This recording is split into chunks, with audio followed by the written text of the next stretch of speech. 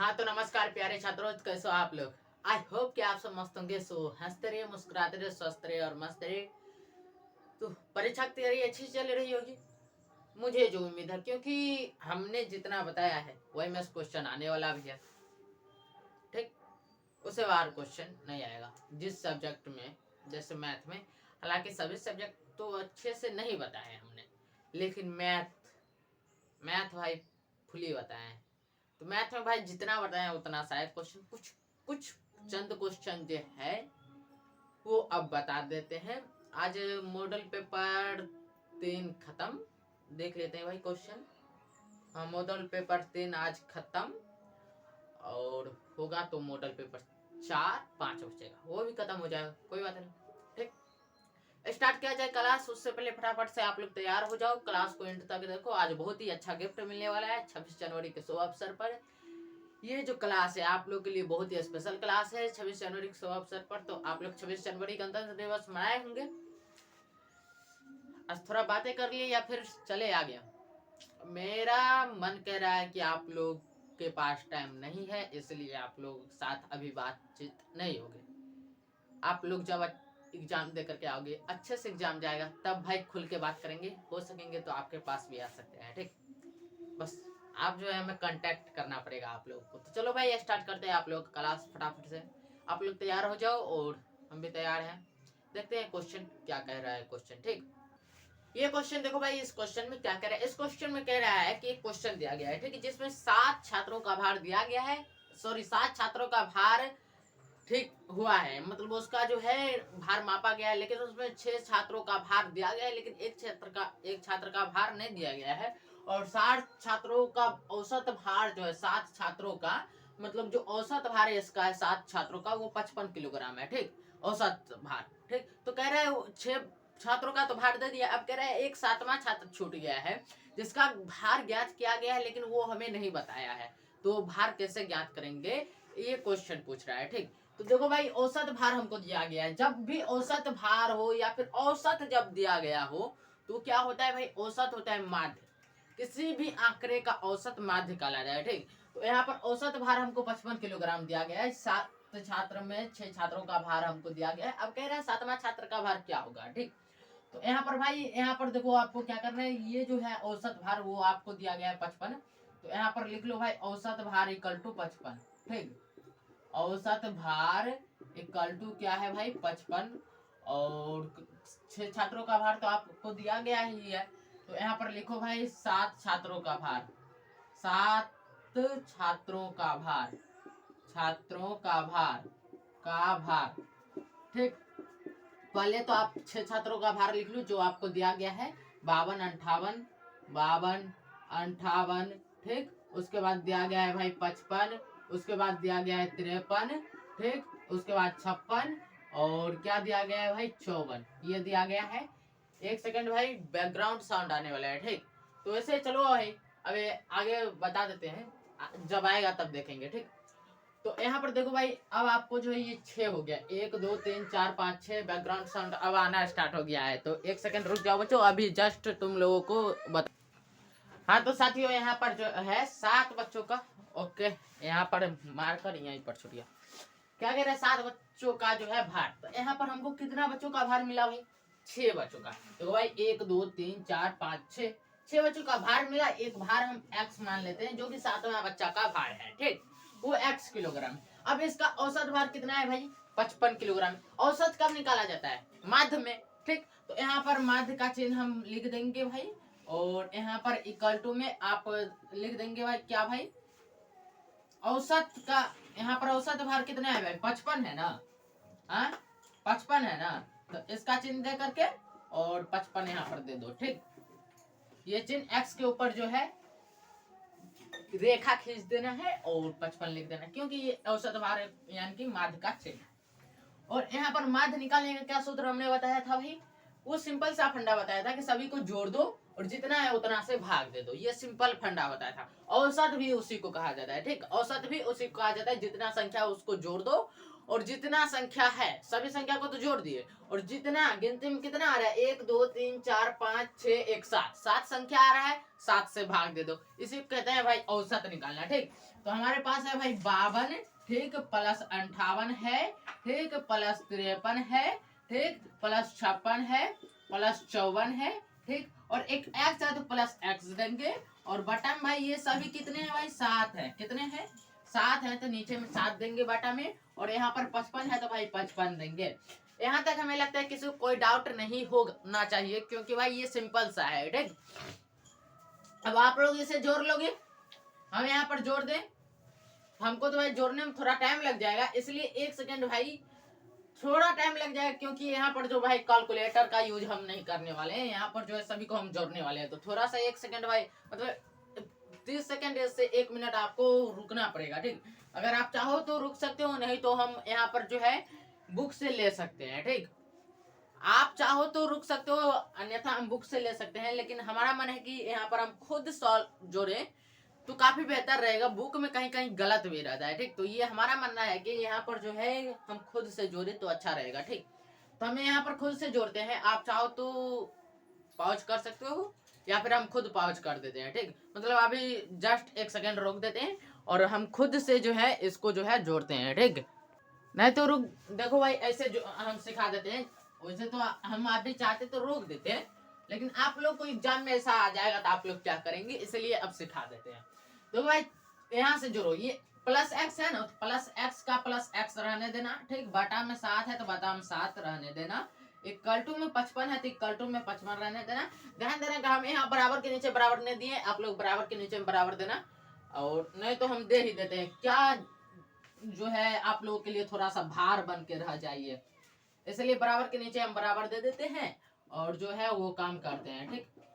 और यहाँ पर x प्लस और यहाँ पर बटा में 7। अब जोड़ो, कैसे जोड़ते हैं देखो भाई, यहाँ से जोड़ो, 4 6 कितना हो जाएगा, 10 10 3 13 13 8 21 21 2 23 23 का 3 लिख दो, और बच जाएगा कितना भाई, 2। कितना बचा, 2। अब 2 जोड़ लो, 2 जोड़ोगे 5 में कितना होगा, 7 7 5, या फिर 2 को आराम से अपने दिमाग में रखो, यहाँ पर पहले जोड़ लो, ठीक। 2 को अपने दिमाग में रखो, यहाँ पर जोड़ो तो कितना हो रहा है, 5 5 10 10 5 15 15 5 20 20 5 25, कितना हुआ 25, और 25 और वो 2 कितना हो गया भाई, 25 2 27। तो यहाँ पर देखोगे भाई कितना 27। हमें लगता है कहीं ना कहीं हम मिस्टेक कर रहे हैं, क्योंकि 2 4 5 ही है, इसका मतलब कहीं ना कहीं मिस्टेक किया भाई, 55 नहीं लिखे, हाँ 55 नहीं लिखे, इसलिए मेरा एडिंग जो है वो गलत होगा।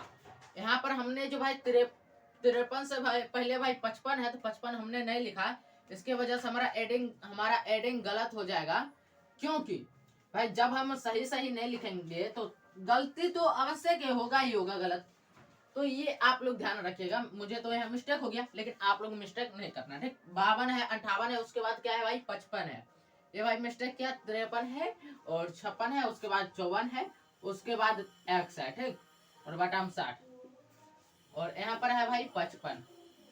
तो बराबर के नीचे बराबर दिया हमने, और यहाँ पर प्लस एक्स दिया था, नीचे में 7 दिया था। अब जोड़ो, 4 6 4 10 10 3 10 3 कितना होगा भाई, 6 4 10 10 3 13 13 5 18 18 8 26 26 2 26 2 28 28 का यहाँ पर क्या लिखेंगे भाई, 8। हाथ में आप 2 मान, आपके पास कितना बचा, अब 28 का 2 लिए, 28 का 8 लिए, अब आपके पास कितना है भाई, 2 है। तो 2 को आप दिमाग में फिट करो, यहाँ पर अब इसको जोड़ो, 5 5 कितना हो गया, 10 10 5 15 15 5 20 20 5 25 25 5 30 30 हुआ, और वो जो दिमाग में फिट है 2 30 2 32। तो यहाँ पर आपको आ गया भाई 328 प्लस एक्स बटा 7 इक्वल टू में 55 है, ठीक। अब बताते हैं आप लोगों को फंडा क्या अपनाना है। यहाँ पर आप लोगों को जो है लाइट आ रहा होगा, 1 सेकेंड देख लेते हैं, 55 तो दिख रहा है ना अच्छे से, 55 तो आप लोग समझ जाओगे भाई, लेकिन यहाँ पर जो लाइट आ रहा है 55 अच्छे से समझ गए होंगे, लेकिन लाइट की वजह से जो है यहाँ पर 5 है भाई, देख लेना। अब हमारे पास क्या है, 328 प्लस एक्स बटा 7 इक्वल टू 55। अब ये जो भाई क्रॉस मल्टीप्लीकेशन जब हम करेंगे तो 7 को 55 से गुना करना पड़ेगा, तो 7 को 55 से गुना करते हैं, तो यहाँ पर हमारे पास है भाई 328 प्लस एक्स है, प्लस एक्स देंगे, और 7 और 55 को गुना करो, तो 5 7 35 का 5 हमारे दिमाग में फिट हो गया, क्या 35 का 5 लिखे, 35 का 5 लिखे तो दिमाग में फिट कितना हुआ, 3। और यहाँ पर फिर 7 5 35 और 3 38, 385 हो गया। अब यहाँ पर देखो भाई ये 328 को उधर लेंगे तो माइनस 328 हो जाएगा ना, तो 385 माइनस 328, ठीक, क्लियर दिख रहा है। अब देखो भाई हमारे पास तो इधर है जगह, तो हम बराबर के नीचे बराबर दे रहे हैं, और यहाँ पर आप 85 में से 28 घटा सकते हो, ठीक, घटाओगे तो कितना आ जाएगा भाई, यहाँ पर हम घटा रहे हैं तो 30 और 23 50 80, मतलब यहाँ पर हमें जो आ रहा है वो 37 आ रहा है लगभग। आप लोग घटा करके देख लो भाई, हमने क्लियर घटाया है या फिर गलत घटाया है ये हमें नहीं मालूम, लेकिन आप लोग देख लो। 37 नहीं आएगा, 57 आएगा। कितना? 57, 57 आएगा। ये थोड़ा मिस्टेक हो गया भाई, सॉरी, 57 आएगा। आप घटा करके देख लो, हम भी थोड़ा देख लेते हैं भाई। 15 में 60 गया 7, और ये हो गया 7 में तो हो गया 5। हाँ हाँ भाई क्लियर, 57 आएगा। ये x का मान जो आपको आ रहा है वो क्या आ रहा है? 57 आ रहा है। तो आप अब बता सकते हैं कि 7वें छात्र का भार कितना है भाई? 57 किलोग्राम। तो यहाँ पर लिखिएगा अतः, क्या लिखिएगा? अतः 7वें छात्र का भार कितना है भाई? 57 किलोग्राम है। ऐसे निकाला जाता है, ठीक, क्लियर भाई। थोड़ा सा मिस्टेक हमें यहाँ हुआ, लेकिन भाई हमने सुधारा, भाई हमको आता था सुधारा, ठीक, वैसे भी आप लोग सुधार सकते हैं, बस थोड़ा सा रिवीजन करना। यहाँ पर देखो औसत मतलब क्या होता है? भार। किसी भी संख्या का औसत भार कहलाता है, ठीक, आंकड़ा का औसत भार कहलाता है। यहाँ जो आंकड़ा दिया गया था उसका औसत किए, सॉरी औसत मतलब भार बोल रहे हैं, तब से माध्य होता है, माध्य, सॉरी भाई, माध्य होता है। तो यहाँ पर ये माध्य का चिन्ह हमने बना दिया, यहाँ पर ब्रैकेट में इसे दे देते हैं, यहाँ पर माध्य लिख देते हैं, ठीक। अब आप लोगों को क्लियर समझ में आएगा कि माध्य का ये चिन्ह होता है, और यहाँ पर हमने ये दिया। यहाँ पर औसत भी लिख सकते हैं, औसत भार भी लिख सकते थे, इसमें कोई परेशानी नहीं थी। और आप लोग आगे आइएगा तो आपको निकल के आ जाएगा 57 किलोग्राम, ठीक।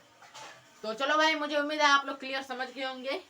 तो चलो अब इसका स्क्रीनशॉट ले लो। बहुत ही आसान सा क्वेश्चन था, थोड़ा सा जोर में जो था थोड़ा सा था, लेकिन कोई बात नहीं। चलो आप लोग स्क्रीनशॉट ले चुके होंगे, तो अब मैं चलता हूँ नेक्स्ट क्वेश्चन पे, ठीक। ये भाई ये क्वेश्चन देखो, ठीक, इस क्वेश्चन में कह रहा है भाई, क्वेश्चन आप लोग देख करके हमें लगता है घबराए नहीं होंगे, क्योंकि क्वेश्चन काफी लंबा चौड़ा क्वेश्चन है, लेकिन इसका आंसर बहुत ही सिंपल सा बनेगा। देखो क्या कह रहा है, ये प्रायिकता से क्वेश्चन लिया गया है, और आप लोग जानते हो प्रायिकता से जब भी क्वेश्चन आता है तो उसका आंसर बहुत ही कम समय में और बहुत ही कम जगह में हो जाता है, ठीक। यहाँ पर देखो क्या कह रहा है कि किसी कारण से जो है 13 खराब पेन जो है 143 अच्छे पेनों में मिल जाती है, ठीक, मिल गया है। और केवल यह देखकर बताया नहीं जा सकता है कि ये जो पेन है कोई पेन खराब है या फिर अच्छा है, यह देख करके नहीं बताया जा सकता, केवल देख करके नहीं बताया जा सकता, उसका यूज भी करना पड़ेगा, ठीक।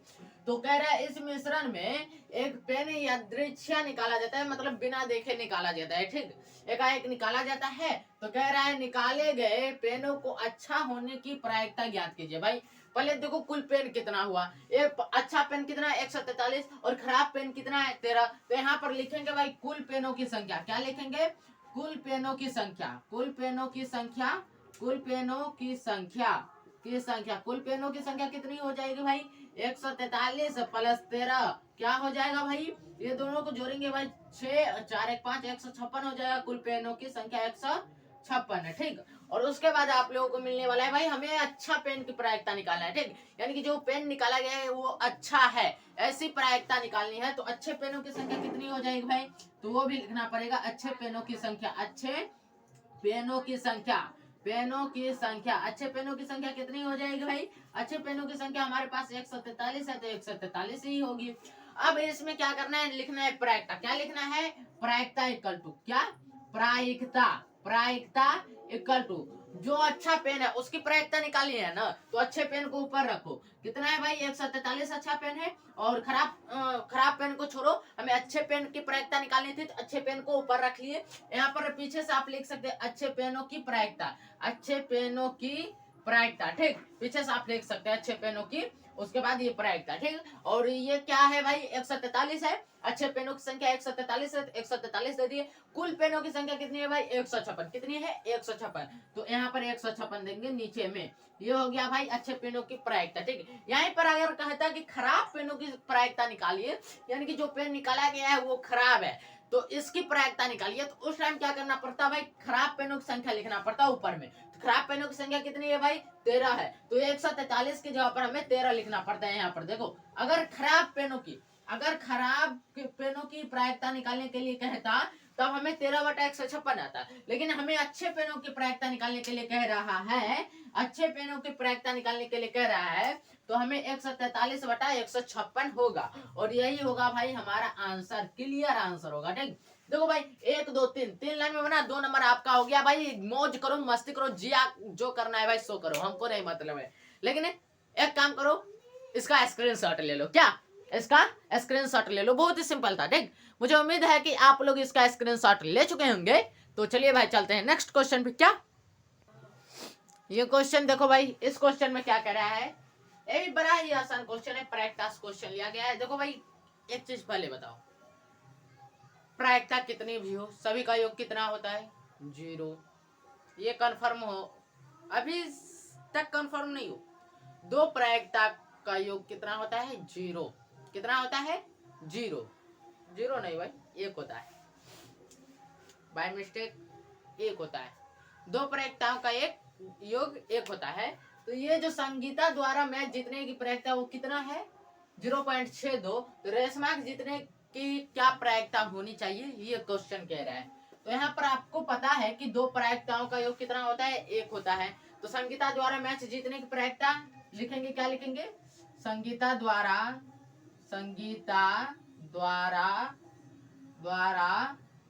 मैच जीतने की प्रायिकता, मैच जीतने की प्रायिकता।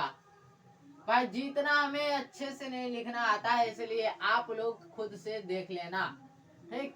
जीतने की प्रायिकता कितनी है भाई, जीतने की प्रायिकता, ठीक। और प्लस रेशमा द्वारा जीतने की प्रायिकता 1 होगी, ठीक। रेशमा द्वारा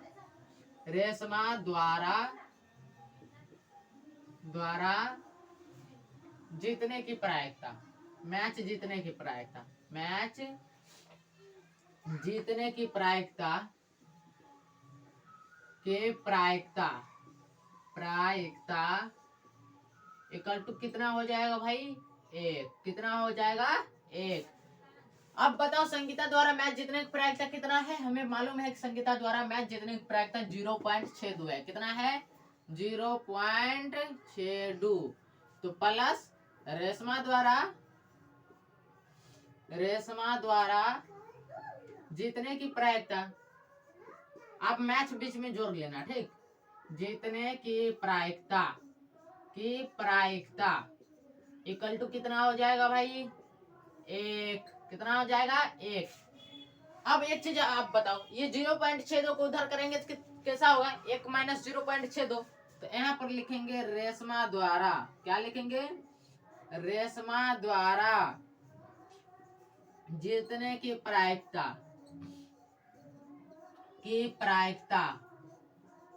प्रायिकता आप लोग बराबर के जगह पर बराबर कर लेना, ठीक सामने। तो यहाँ पर हम कर रहे हैं 1 माइनस 0.62।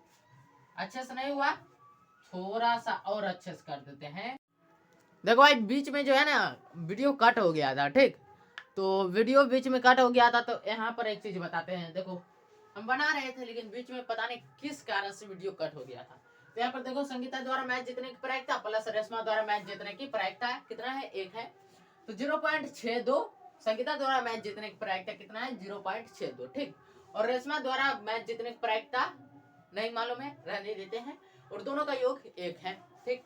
तो हम ये 0.62 को उधार करेंगे तो क्या होगा, 1 माइनस 0.62 ये चीज होगा। तो ये देखो भाई रेशमा द्वारा जीतने की प्रायिकता कितना हो जाएगा, 1 माइनस 0.62। तो यहाँ पर इसलिए रेशमा द्वारा जीतने की प्रायिकता कितना हो गया, 0.38, ठीक। क्लियर समझ गए होंगे आप लोग, मुझे उम्मीद है। तो अब आप लोग इसका स्क्रीनशॉट ले सकते हो। मैं सैड हो गया हूँ, पता नहीं किस वजह से वीडियो कट हो गया था। चलो हम देखते हैं, वीडियो अब कट नहीं होना चाहिए, अब कट नहीं होगा। ये भाई मेरा प्रयास हो गया, अब कट नहीं होगा वीडियो, ठीक। तो मुझे उम्मीद है कि आप लोग इसका स्क्रीनशॉट ले चुके होंगे। तो चलो भाई चलते हैं नेक्स्ट क्वेश्चन पे, ठीक। ये क्वेश्चन देखो भाई, इस क्वेश्चन में क्या कह रहा है। इस क्वेश्चन में कह रहा है 66 सेंटीमीटर एक वृत्त का परिधि है, ठीक। तो उसका कह रहा है त्रिज्यखंड का क्षेत्रफल ज्ञात करें। ये वाला इस टाइप के क्वेश्चन कल भी किए थे, हाँ कल भी किए थे। यहाँ पर देखो भाई, ये चीजें कल समझाया था, जो भाई फुल क्लास किया होगा उसको मालूम होगा। क्या समझाया था कि ये बीच में केंद्र है और ये है भाई त्रिज्यखंड। क्या है? त्रिज्यखंड। इसको त्रिज्यखंड, क्वेश्चन त्रिज्यखंड है या फिर चतुर्थांश है? चतुर्थांश है। तो चतुर्थांश के लिए भाई ऐसे बताया था, इस टाइप से। लेकिन उसमें यहाँ गुना का चिन्ह बना रहा है, वहां पर प्लस का चिन्ह बन रहा है, ठीक। तो प्लस का चिन्ह जब बनेगा तब भी चतुर्थांश बनेगा, ठीक। ये प्लस का चिन्ह हो गया, ठीक। अब ये चतुर्थांश बन गया। अब इसमें देखो भाई, हमारा चतुर्थांश कौन सा होगा? हमारा चतुर्थांश ये है। ये क्या है हमारा चतुर्थांश है। इसको जो है हमने रंग दिया, ठीक। ये क्या है? चतुर्थांश है। अब कह रहा है इस वृत्त की परिधि जो है, इस वृत्त की परिधि कितनी है भाई? 66 सेंटीमीटर। वृत्त की परिधि निकालने का क्या सूत्र हमने आप लोगों को बताया था? फटाफट से बताओ। 2 पाई आर, 2 पाई आर ये सूत्र बताया था। परिधि कितना दिया हुआ है भाई? 66 सेंटीमीटर। यहाँ पर 2 पाई आर है, तो 2 पाई आर दो, यहाँ से हमको निकल के आ जाएगा भाई। 2 एकम 2, 33 दूना 66, कट के हट जा भाई। तो यहाँ पर 33 इक्वल टू कितना हो गया भाई? पाई आर। यहाँ से हम क्या निकाल सकते हैं? यहाँ से हम निकाल सकते हैं भाई आर, ठीक। तो आर निकालने के लिए पाई को इस साइड भेजना ना पड़ेगा भाई। तो 33 बट्टा पाई, यहाँ पर अगर हम पाई का मान बैठाए तो 22 बट्टा 60 यहाँ पर कर देते हैं, 22 बट्टा 7, ठीक। और ये इंटू में हो जाएगा आर। तो यहाँ पर देखो भाई, 7 को डायरेक्ट 33 से गुना कर दो क्रॉस मल्टीप्लीकेशन से, और 22 नीचे में आ जाएगा। अब क्लियर आप लोगों को रहेगा। अब यहाँ पर आप आर निकाल सकते हो यहाँ से। तो यहाँ पर 7 21 का 1 हाथ में कितना आ जाएगा भाई? 2, और 7 21 2 22, सॉरी 23, 7 21 2 23। तो यहाँ पर 231 कितना? 231 बटा 22 जो है आपका आर निकल के आ गया। क्या निकल के आ गया? आर निकल के आ गया। अब आपको चतुर्थांश का क्षेत्रफल ज्ञात करना है। किसका क्षेत्रफल ज्ञात करना है? चतुर्थांश का। चतुर्थांश का क्षेत्रफल ज्ञात करने का हमने आपको सूत्र बताया था। फटाफट से याद करो भाई, कल ही बताया था, आज भूल मत जाना। चतुर्थांश का क्षेत्रफल का क्या सूत्र बताया था? याद कर लो फटाफट से। बताया था 1/4 पाई आर स्क्वायर। याद आया? 1/4 का 1/4 लिख रहे हैं। फिलहाल हमारे पास इधर कम जगह है, तो आप लोग बराबर के ठीक सामने बराबर देना, ठीक। हम यहाँ पर पीछे कर लिए हैं बराबर। और यहाँ पर पाई का मान 22/7 है, तो 22/7 दो गुने हमारे पास आर निकल के आया भाई 231/22। तो 231, ठीक भाई, 231/22। आर का स्क्वायर है तो इसका स्क्वायर करेंगे, ठीक। तो 1/4 गुना 22/7 गुना 231/22, और एक बार फिर लिखेंगे भाई 231/22। अब आप लोग कैलकुलेशन करो, ठीक। ये तो भाई वैसे भी कैंसिल आउट है। अब यहाँ पर कैलकुलेशन किया जाए। यहाँ पर कैसे कैलकुलेशन करेंगे भाई? 7 और 33 को गुना किया 231 आया। इसका मतलब 7 एकम 7, 33 मरतबे कट गया। जो भाव मतलब क्या है? ये भाग जाओ, तुम भागो, तुम्हारा काम हो गया। अब उसको कैसे काटा जाए? वो तो कटने ही वाला नहीं है भाई। विषम संख्या है और ये सम संख्या है। सम संख्या विषम संख्या कैसे काटेगा? नहीं काट सकता। अब आप लोग क्या करना? 33, ठीक, गुना 231, ठीक, और बटा में भाई 4 गुना 22। इन दोनों को मल्टीप्लाई करके लिख लेना। आपको वृत्त का चतुर्थांश का क्षेत्रफल निकल के आ जाएगा वर्ग सेंटीमीटर स्क्वायर। आप लोग मल्टीप्लाई करके लिखने लेना। वैसे मल्टीप्लाई करेंगे तो फिर भाई 5 मिनट एक्स्ट्रा जाएगा। फिर बोलोगे भैया कि आ जाओ, आप लोग बहुत टाइम लेते हो, आप बहुत टाइम लेते हो। तो ये काम आप लोग खुद से कर सकते हैं भाई। 33 गुना 231, 231 को 33 गुना करना है, आप लोग कर सकते हो। और 22 चौका 88 होता है भाई, यहाँ पर लिख देते हैं 33 गुना 231 बट्टा 22 चौका 88। लो, इतना काम कर दिया। यहाँ भी हम काट खुट सकते हैं भाई, हमें ध्यान में ही नहीं आया। चलो यहाँ भी थोड़ा काट खुट कर देते हैं। यहाँ पर 11 तिया 33 हो जाएगा भाई। 11 तिया 33, 11 दूना 22। अब तो गुना कर लो। 3 एकम 3, 3 तिहाई 9, 3 दूना 6, 6 सत्तर 93 बटा 4 दूना 8, 6 सत्तर 93 बटा 8 आ गया। यहाँ भी कटकुट होने वाला है क्या? हमें नहीं लगता है कटकुट होने वाला है। तो इतना वर्ग सेंटीमीटर आपका आंसर आ जाएगा। ठीक, आप चाहो तो इसका क्या करना भाई, दशमलव में परिवर्तन कर देना, आंसर हो जाएगा। मन नहीं है तो नहीं करना, मन है तो कर देना, हमको क्या जाता है भाई, आप लोग का काम है। ठीक, तो अब मैं साइड हो जाऊं, आप लोग स्क्रीनशॉट ले लेंगे, मुझे जो उम्मीद है, मुझे उम्मीद है आप लोग इसका स्क्रीनशॉट ले लेंगे, ले लिए होंगे। भाई ब्रेथ का चतुर्थांश पिज्जा की तरह लग रहा है, कोई बात नहीं, चलो चलते हैं नेक्स्ट क्वेश्चन पे। बहुत ही अच्छा क्वेश्चन था। नेक्स्ट क्वेश्चन, ठीक, ये क्वेश्चन देखो भाई, इस क्वेश्चन में क्या है, इस क्वेश्चन में कह रहा है धातु के 3 घन है, ठीक, एक जिसके किनारों की लंबाई क्या है 3 सेंटीमीटर, 4 सेंटीमीटर, 5 सेंटीमीटर। तो कह रहा है ये इन तीनों घनों को पिघला करके एक बड़ा सा घन बनाया गया है। तो पूछ रहा है इस बड़े घन का जो है लंबाई क्या होगी, किनारे की लंबाई क्या होगी, ये पूछ रहा है। ठीक, तो यहाँ पर देखो भाई एक 3 घन बनाया गया है। तो आप घन समझ सकते हो, ऐसे घन बनता है, ऐसे ही बनता है भाई, ऐसे ही बनता है शायद घन। ये तो घनाभ बन गया, ये घनाभ बन गया भाई। लेकिन घन के चारों सभी भुजाएं जो है किनारा बराबर होती है। तो यहाँ पर लिखेंगे भाई बड़े घन, मतलब नया घन, क्या नया घन, नया घन। देखो भाई यहाँ पर देखो नया घन जो बनाया गया है, इसी तीनों घन को पिघलाकर बनाया गया है। कहने का मतलब कि इस तीनों घनों का आयतनों का योग बड़े घन का आयतन दोनों बराबर होना चाहिए। मतलब इन तीनों घनों में जो मात्रा होगी मटेरियल की, वही मटेरियल से बनाया गया, तो मटेरियल तो उतना ही न रहेगा भाई। ठीक, तो यहाँ पर देखो भाई, यहाँ पर अगर देखो नए घन का आयतन, ठीक, नए घन का आयतन और तीनों घनों का आयतन, और नए घन का आयतन जो है तीनों घनों का आयतनों को योग के बराबर होगा। ठीक, तीनों घनों के आयतनों का योग के बराबर होगा, आयतनों का योग, ये योग के बराबर होगा। ठीक, मतलब जोर के बराबर। ठीक, तीनों घनों के आयतनों के जोर के बराबर। अब घन का आयतन का क्या सूत्र होता है भाई, भुजा का क्यूब, क्या भुजा का क्यूब, यानी कि भुजा का क्यूब ऐसे लिखा जाता है। ठीक, और ये तीनों घनों का आयतनों का योग लिखना है। तो भाई पहले घन का भुजा क्या है भाई, 3 का क्यूब देंगे। ठीक, दूसरे घन का भुजा क्या है 4, 4 का क्यूब देंगे। और तीसरे घन का भुजा क्या है 5, तो 5 का क्यूब देंगे। यहाँ पर ये मात्रा इसीलिए लिखा क्योंकि भाई हमें योग करना है। ठीक, और सभी का घन आयतन के लिए हमें भुजा का क्यूब लिखना पड़ता है। क्योंकि नया घन है तो उसके लिए हम ये लिख दे, क्योंकि हमें भुजा निकालना है। आप चाहे तो किनारा भी यहाँ पर भुजा की जगह पर किनारा लिख सकते हैं।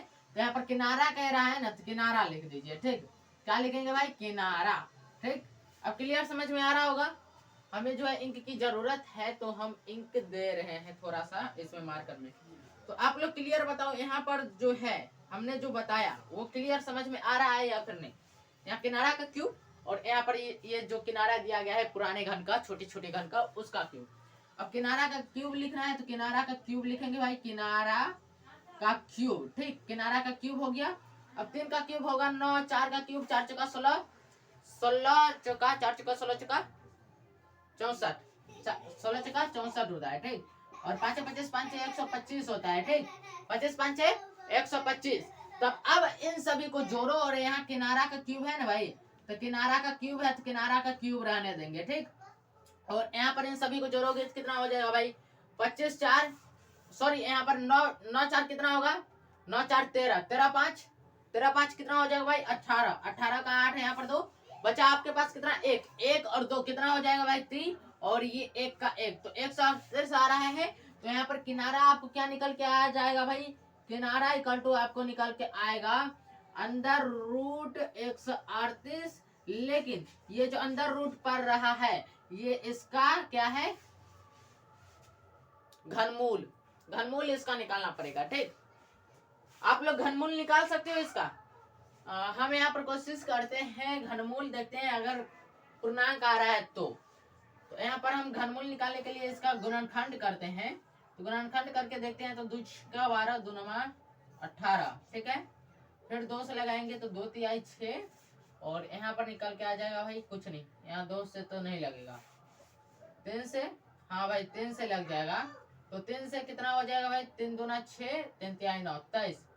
इसका भाई घनमूल नहीं निकलेगा, इसका घनमूल नहीं निकलेगा, क्योंकि एक 2 आ रहा है, एक 3 आ रहा है, एक 23 आ रहा है, तो इसका घनमूल नहीं निकलेगा। ये क्लियर है, इसका घनमूल नहीं निकलेगा।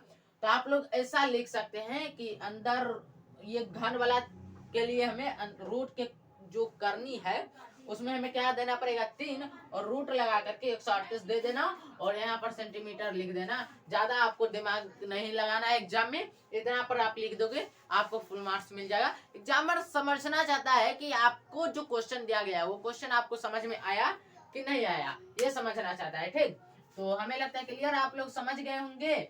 तो आप लोग इसका स्क्रीनशॉट ले सकते हो भाई, मैं शायद हो जाता हूँ और आप लोग फटाफट से इसका स्क्रीनशॉट ले लो। मुझे उम्मीद है कि आप लोग इसका स्क्रीनशॉट ले चुके होंगे। तो चलो भाई चलते हैं, नया क्वेश्चन देखते हैं, मतलब नेक्स्ट क्वेश्चन। ठीक, यहाँ पर भाई हमको एक चीज मिस्टेक हो गया, हम यहाँ पर ऐसे गुना कर देते हैं, त्याई नहीं भाई, गलत हो गया मेरे भाई, मिस्टेक हो गया, गलत हो गया, सो सॉरी भाई, सॉरी। 3 तिहाई 9 तिहाई 27 होगा, यहाँ पे कितना होगा, 27। अब कल जोड़ो तो अब कितना आ रहा है भाई, 5 4 9 9 7, कितना हो जाएगा भाई, 9 7 16 का 6, हाथ में 1 और 2, 6 2 8 8 2 10 10 1 11 का 1, हाथ में 1 1 1 2, 216 आया। अब 216 का जो है घनमूल निकलेगा ना यहाँ भाई, यहाँ पर 216 का घनमूल निकलेगा, तो 216 का घनमूल निकल के आता है भाई 6, कितना निकल के आता है, 6 सेंटीमीटर इसका आंसर हो जाएगा, कितना, 6 सेंटीमीटर इसका आंसर। सॉरी भाई यहाँ पर मिस्टेक हुआ था थोड़ा, तो आप लोग इसका स्क्रीनशॉट ले सकते हो, मैं साइड हो गया हूँ। मुझे उम्मीद है आप लोग इसका स्क्रीनशॉट ले चुके होंगे। तो चलिए भाई चलते हैं नेक्स्ट क्वेश्चन पे। ठीक, हाँ तो भाई ये क्वेश्चन देखो फटाफट से। देखो भाई यहाँ पर एक चीज बताते हैं, आप लोगों को माध्यिका निकालना हमने बताया है, क्लियर, बताओ बताया है या फिर नहीं बताया, हमने तो बताया भाई, आप लोग अब जानो, नहीं देखा होगा पूरा क्लास जो, तो नहीं जानते होगे, किसी न किसी क्लास में बताया, लेकिन ध्यान नहीं है कि किस क्लास में बताया, लेकिन किसी न किसी क्लास में बताया है। राइट, तो यहाँ पर देखो भाई जो आंकड़ा दिया हुआ है, ठीक, इस आंकड़े को क्या करना है, या तो आप इसको बढ़ते क्रम में या फिर घटते क्रम में सजा लो पहले। ठीक, माध्यिका निकालने का ये फॉर्मूला है। तो हम यहाँ पर आरोही क्रम यानी कि बढ़ते क्रम में सजा रहे हैं। ठीक, किस क्रम में, बढ़ते क्रम में, जिसको हम यहाँ पर लिखते हैं आरोही क्रम में। आरोही क्रम में कैसे लिखेंगे भाई, इसको आरोही क्रम में ऐसे लिखेंगे कि पहले छोटा अंक 12 है, इसके बाद 13 है, इसके बाद क्या है भाई 16 है, इसके बाद क्या है भाई 16 के बाद 17 है, इसके बाद क्या है तो 18 है, इसके बाद क्या है तो 19 है, क्या है 19 है। ठीक, ये चीज हमको है। अब यहाँ पर देखो भाई एक चीज, यहाँ पर हम क्या करेंगे, हम पहले संख्या गिन लेते हैं, 1 2 3 4 5 6, 6 संख्या है, कितनी संख्या है, 6 संख्या है। हम यहाँ पर करेंगे, यहाँ पर लिखेंगे माध्यिका, माध्यिका, माध्यिका इक्वल टू यानी कि बराबर, 6 संख्या है। तो हम एक काम करते हैं, 2 इधर से खींच लेते हैं, इधर से 2 इधर से, बीच में क्या बचा, बीच में बचा 16 और 17, तो यहाँ पर 16 प्लस 17, ठीक, बटा में 2 करेंगे।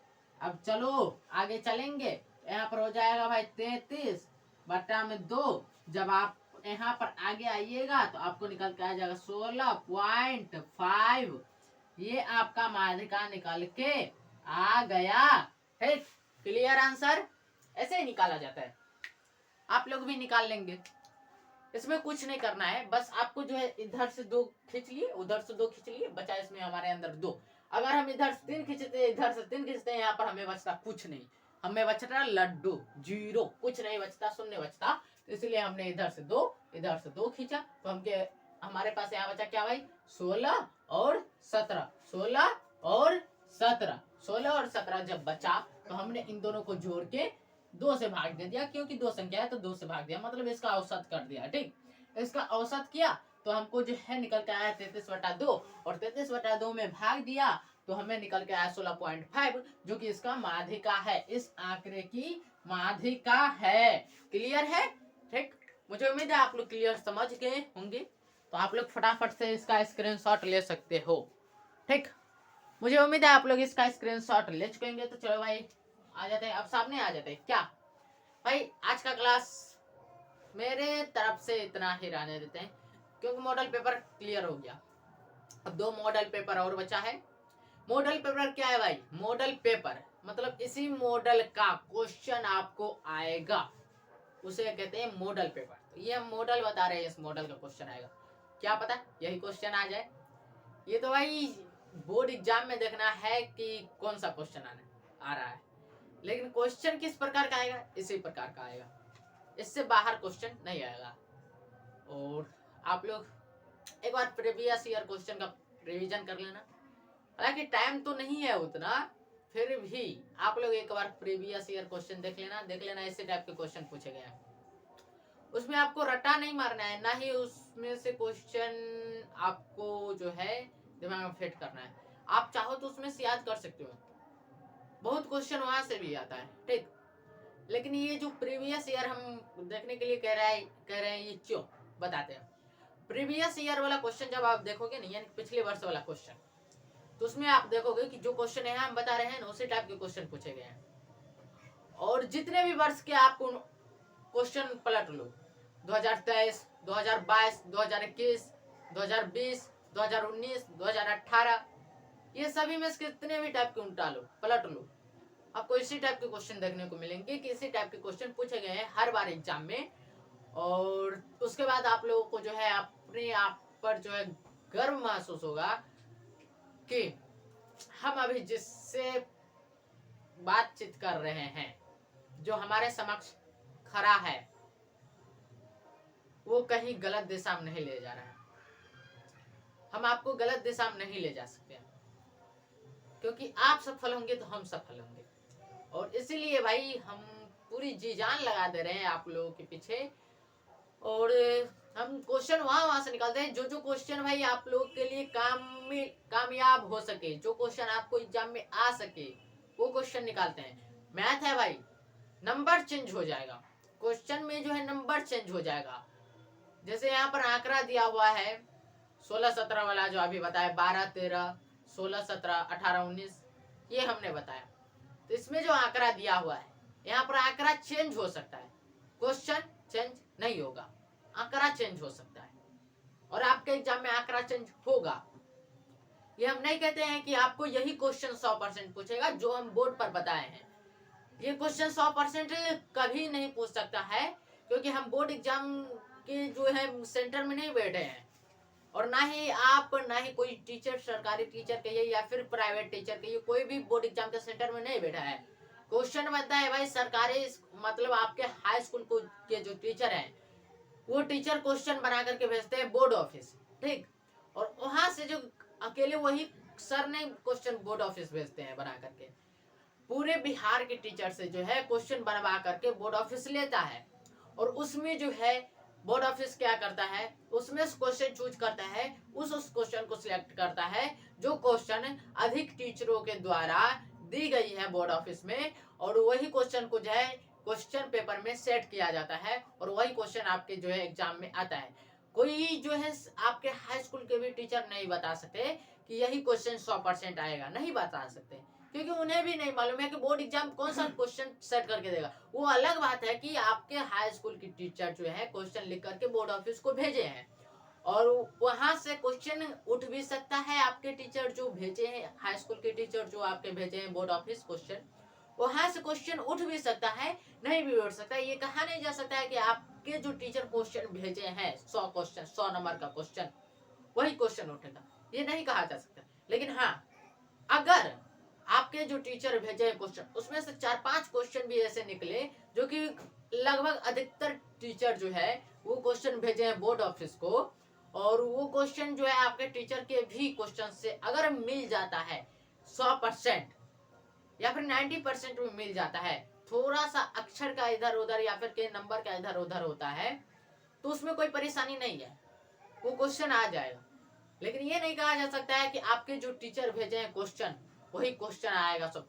हाँ, 1-2 क्वेश्चन आ जाएगा, ये कंफर्म है। आपके जो टीचर हाई स्कूल के, जो हाई स्कूल के यहाँ पर बात कर रहे हैं भाई, आपके जो हाई स्कूल के टीचर क्वेश्चन भेजे होंगे, उस क्वेश्चन में से तो भाई 1-2 क्वेश्चन तो आएंगे ही भाई, क्योंकि वो सब सर जो टीचर जो है वो क्वेश्चन सेट करके भेजते हैं कि भाई बच्चों को ये क्वेश्चन आसान रहेगा, ये क्वेश्चन देंगे तो बच्चे अच्छे से बना लेंगे, अच्छे से सॉल्व कर लेंगे। वो टीचर अपने दिमाग से भेजते हैं, लेकिन उन टीचर को भी नहीं पता होता है कि शायद ये क्वेश्चन पक्का ही आएगा। तो जब उन्हें नहीं मालूम है कि ये क्वेश्चन पक्का ही आएगा, तो हम कहाँ से बता सकते हैं कि ये क्वेश्चन 100% आएगा? ये क्वेश्चन 100% नहीं आ सकता है, लेकिन इस टाइप के क्वेश्चन आएगा एग्जाम में। ठीक, इस टाइप के क्वेश्चन आपके एग्जाम में आएगा। ये तो सिलेक्टेड क्वेश्चन हुआ आपके एग्जाम के लिए कि भाई इस मॉडल का क्वेश्चन आता है। ऐसे क्वेश्चन जो है कि आपके एग्जाम में बार बार पूछा गया है, इस मॉडल का क्वेश्चन पूछा गया है बार बार। आपको बताते हैं, यहाँ पर अभी जस्ट हमने एक क्वेश्चन किया था 66 सेंटीमीटर परिधि वाले वृत्त के त्रिज्यखंड नहीं था, चतुर्थांश। 66 सेंटीमीटर था, 66 सेंटीमीटर परिधि वाले वृत्त का चतुर्थांश का क्षेत्रफल ज्ञात करें। ये क्वेश्चन अभी कुछ देर पहले हमने किया। तो उस क्वेश्चन में भाई हम ये नहीं कहेंगे कि वो क्वेश्चन ही 100% आएगा आपके एग्जाम में, लेकिन हाँ उस क्वेश्चन से रिलेटेड क्वेश्चन आएगा। पूरा क्वेश्चन सेम हो सकता है, पूरा का पूरा क्वेश्चन सेम होगा, लेकिन उसमें क्या होगा, 66 के जगह पर हो सकता है 44 दे दे, हो सकता है 55 दे दे, हो सकता है कि 20 दे दे, हो सकता है 160 दे दे, ये हो सकता है। ये जो नंबर है 66, 44, 55, 30, 120, 160, ये नंबर जो है, ये नंबर आपके चेंज हो सकते हैं और होते हैं।